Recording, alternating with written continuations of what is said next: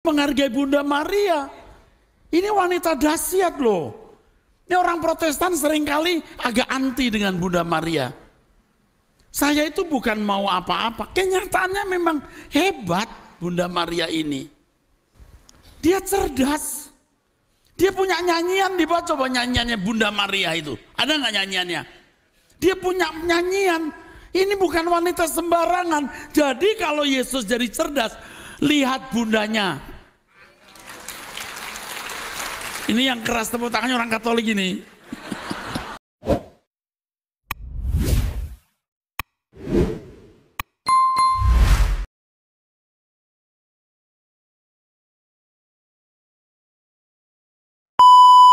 Dengan saya, saudara dan teman-teman semua di channel ini. Kita membahas satu orang advokat dari Patris Allegro, yaitu Erastus Sabdono, yang dia sendiri ini adalah orang Protestan dalam tanda kutip karena beraliran karismatik. Walaupun saya 100% dalam lubuk hati yang paling dalam mengatakan bahwa karismatik atau Pentakosta itu, siapapun itu di luar Protestan garis keras, maka mereka bukanlah Protestan yang sesungguhnya. Oleh karena banyak sekali prinsip-prinsip reformasi yang mereka tinggalkan, baik dalam liturgi maupun dalam hal yang lain, teman-teman. Erastus Sabdono mengatakan dalam videonya tadi bahwa Protestan atau orang Protestan seringkali agak anti dengan Bunda Maria, lalu dia memberikan satu istilahnya itu ya, satu kelebihan dari Bunda Maria, Bunda Allah. Dia cerdas dan dia punya nyanyian. Sehingga karena dia cerdas dan punya nyanyian ini, maka orang Protestan seharusnya tidak boleh anti dengan Bunda Maria. Itu kesimpulan yang bisa kita ambil dari itu sebenarnya, tapi itu hanya bersifat subjektif saya. Tetapi pertanyaan lebih lanjut adalah bahwa apakah orang Protestan sering anti dengan Bunda Maria? Sebelum kita membahas itu, kita mencoba melihat latar belakang dari Erastus Sabdono ini. Dia mula-mula seorang karismatik dari Gereja Bethel Indonesia. Tetapi oleh karena menganggap bahwa ajarannya itu sudah berkembang dan telah memiliki perspektif baru, apalagi dia membuat seminar dan buku-buku teologi, maka dia mendirikan satu denominasi baru dalam tubuh gereja karismatik atau Pentakosta.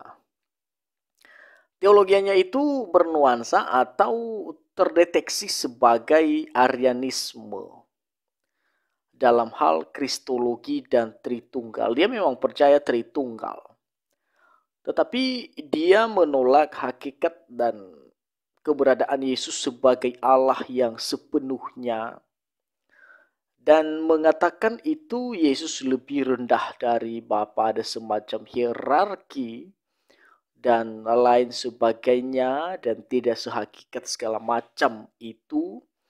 Dan kalau kita perhatikan itu, maka orang Katolik seharusnya dan wajib hukumnya yang menerima Tritunggal yang murni dan itu yang diwariskan oleh bapak-bapak gereja yang dilihat berdasarkan Alkitab, maka seharusnya menolak atau mengatakan dan satu kesimpulan bahwa Erastus ini adalah bidat, sesat, dan menyesatkan, teman-teman.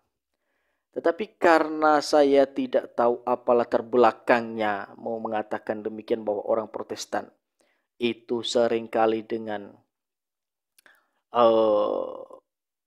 anti dengan Bunda Maria, ya kita tidak begitu paham ya. Tetapi mungkin dia juga mau dibela atau mau diiakan ajarannya dia oleh teman-teman kita yang Katolik.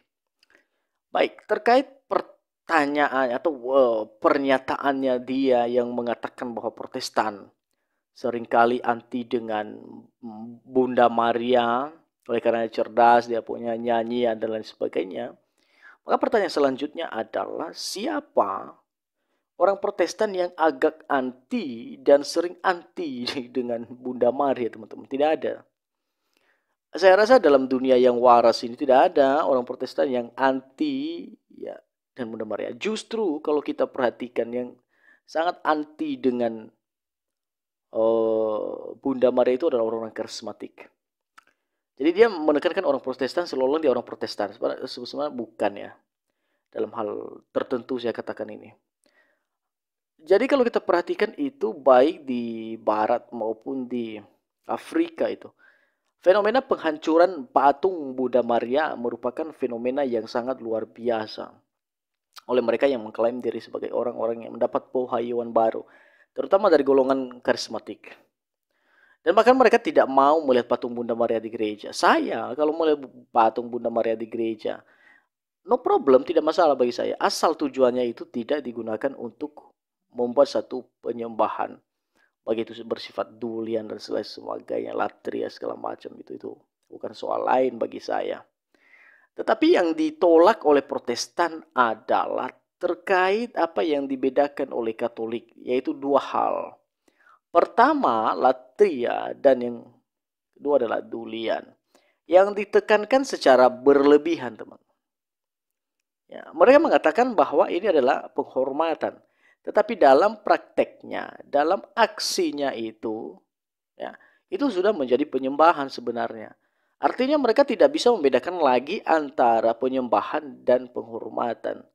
Ya, penghormatan yang bagaimana dan penyembahan yang bagaimana. Ya, bahkan ada doa-doa untuk Maria untuk meminta supaya dia mendoakan kita gitu. Saya rasa tidak ada lagi hubungan orang yang mati dan orang yang hidup, teman-teman. Dalam konteks kita dengan orang yang mati.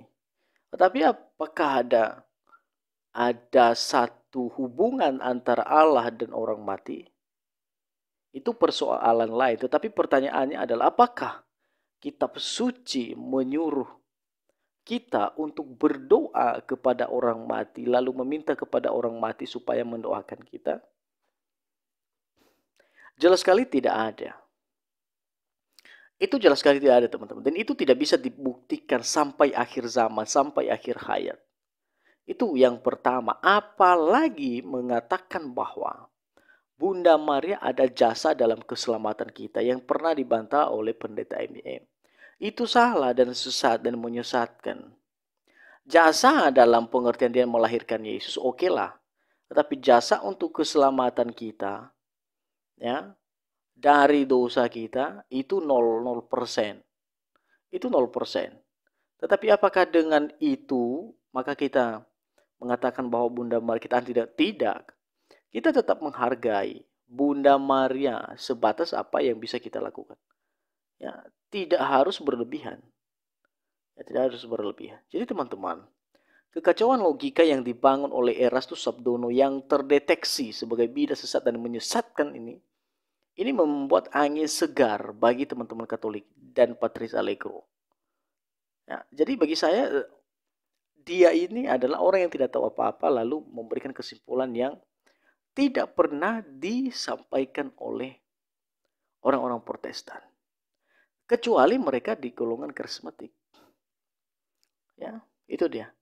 Nah, jadi dalam tulisan para reformator pun mereka tidak pernah membenci Bunda Maria. Tapi penolakan yang paling mutlak dan paling mendasar yang dilakukan oleh para reformator adalah terkait latria dan dulia. Erastus Sabdono pasti tidak pernah mendengar. Nah, kita berdoa juga supaya pendeta Erastus Sabdono ini atau pastor Erastus Sabdono ini segera menjadi orang yang lebih baik. Dan lebih penting adalah kita doakan supaya dia cepat sembuh dari penyakitnya yang beberapa bulan yang lalu itu saya dengar dan saya lihat juga di Instagram bahwa beliau sudah sakit. Dan beliau juga sudah sembuh ya, atau sudah mau sembuh dan akan menjalani pelayanan seperti sedia kala. Ya oke, kita mendoakan beliau, tetapi apakah kita punya toleransi terhadap ajarannya dia? Tentu bagi saya dari lubuk hati saya yang paling dalam itu, saya katakan tidak boleh kita toleransi terhadap para pengajar-pengajar yang tidak sesuai dengan kitab suci. Oke teman-teman, Tuhan Yesus memberkati.